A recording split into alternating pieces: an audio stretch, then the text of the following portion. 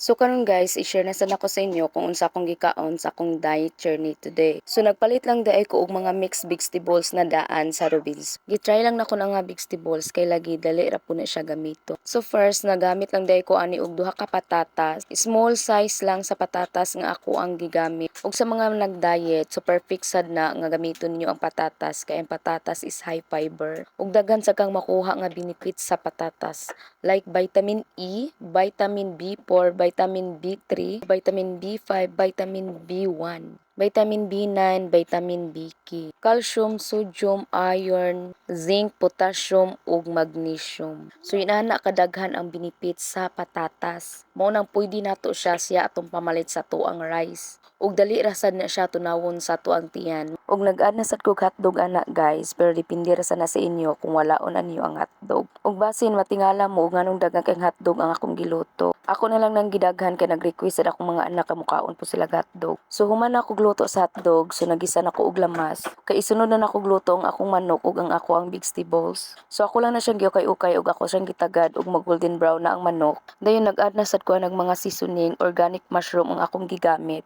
Ug gibutangan sa nako og gamayng tuyo. So wala na ko nagamit og asin kay lagi nagamit nako og organic mushroom. Human ana gi-add na dayon ako ang vegetables. Ang naday sulod ato nga pack nga vegetables kay carrots, corn ug green peas. And anyway guys, today di ay kay nikaon lang ko og gamayng rice nga half cup. Kay naa ko'y daghang lakaw today. So kailangan ko og energy mo na nikaon ko og rice. Pero narana sa inyo kung kwaon ninyo ang rice. O kani di akong gipang share sa inyo nga mga food guys. So ako ara jud idea sa ako ang diet journey nga food. So lain-lain tag mamaagi para sa tong diet or para maniwang ta. Muna ka muna'y bahala sa inyong food kung unsaon po niyo pag-prepare ang inyong diet food. Ug mao din akong food guys. So nakoy half rice, nakoy hotdog, na ako'y chicken og vegetables, then nag-add na sad ko og gamay kaayo nga patatas. 5 ra ka slice nga patatas akong gi-add kay lagi nag-rice nako. Ug ang pinaka-importante sa tanan kung mag-diet ka, dapat dili ka magdali ug maniwang ka. Kay sa tinuod lang dili dali magpaniwang, mas dali ang magpatambok. Ug mao ra sa din akong i-share sa inyo for today's video guys. Bye oy.